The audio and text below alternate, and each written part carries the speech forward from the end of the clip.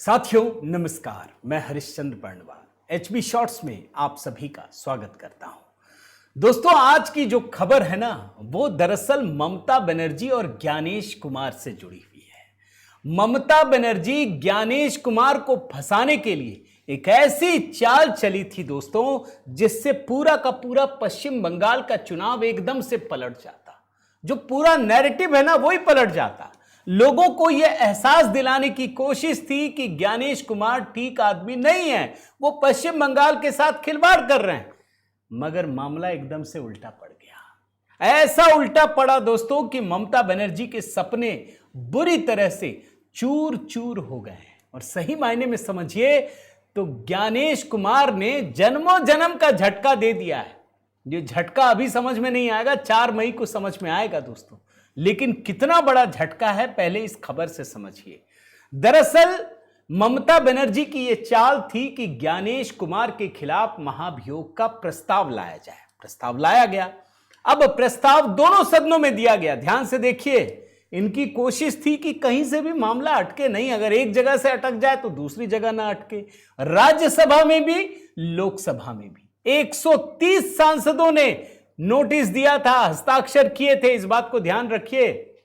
अब लोकसभा और राज्यसभा दोनों के, एक में स्पीकर और दूसरे में चेयरमैन, दोनों ने कहा कि ठीक है, हम इसकी जांच करेंगे और उसके बाद फैसला करेंगे। और याद रखिए, यह भारत के इतिहास में पहली बार है जब किसी मुख्य निर्वाचन आयुक्त के खिलाफ महाभियोग लाने की कोशिश की गई।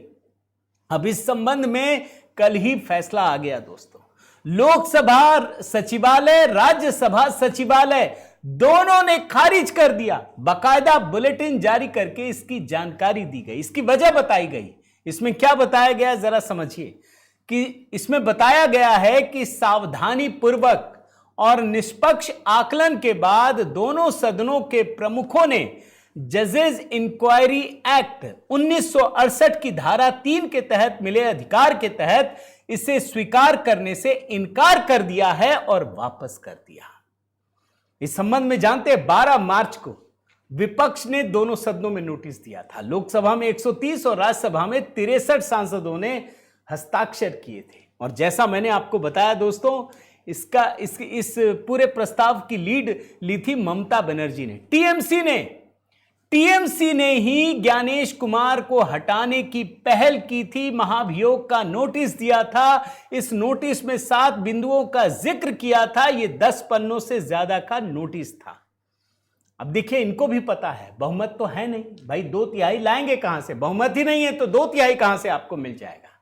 लेकिन असली मकसद कुछ और था दोस्तों। याद रखिए, ममता बनर्जी की राजनीति धमकी, भय और गलत नैरेटिव में ही टिकी होती है। अब जैसे आपको थोड़ा सा उदाहरण देता हूं भाई, सीआरपीएफ के पुलिस वाले आ रहे हैं, अयोध्या में रुके, भगवान राम को प्रणाम कर लिया। ममता ये कहने लगी कि अयोध्या से 200 गाड़ी भेज रहे हैं आपको धमकाने के लिए, आपको मारने के लिए। यही कहा गया ना, ऐसे लगातार कहती।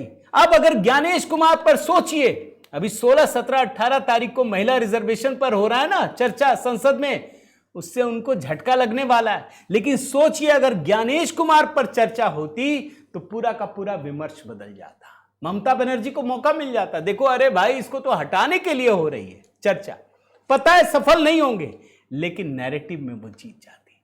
बंगाल के लोगों को भ्रमित करने में वो कामयाब हो जाती। लेकिन लोकसभा और राज्यसभा के स्पीकर ने, चेयरमैन ने ऐसा झटका दिया दोस्तों कि ममता बनर्जी के सपने चूर चूर हो गए। अब इससे होगा क्या? ज्ञानेश कुमार और पूरी ताकत के साथ, पूरी शिद्दत के साथ नए फैसले लेंगे और यह सुनिश्चित करने का प्रयास करेंगे कि पश्चिम बंगाल में लोकतंत्र की स्थापना में कोई अवरोध पैदा ना हो सके। याद रखिए, 90 लाख वोटर चले गए हैं दोस्तों, 90 लाख वोटर, 60 लाख का मार्जिन है। और ममता क्यों इतना छटपटाई हुई? उनको पता है कि ये जो 90 लाख गए ना, वो टीएमसी के ही वोटर थे। इस बात को ध्यान रखिएगा, वो सिर्फ टीएमसी को वोट देने वाले थे, वरना भाजपा भी रोती, कांग्रेस भी कुछ बोलती, लेफ्ट वाले भी बोलते। सिर्फ ममता। और इसीलिए मैं कह रहा हूं ये जो कांड हो गया ना, ये और अच्छा हो गया, ये ज्ञानेश कुमार को नई ताकत देने वाला है। अब ममता बनर्जी की अगर हार होती है तो याद रखिए दोबारा उठकर टीएमसी खड़ी नहीं हो पाएगी। तो ज्ञानेश कुमार के लिए कुछ शब्द जरूर लिखिएगा दोस्तों। ये बहुत बड़ी खबर थी, एचबी शॉर्ट्स में मैंने इसीलिए इसे बनाने की कोशिश की। और हाँ दोस्तों, एक गलती हो गई।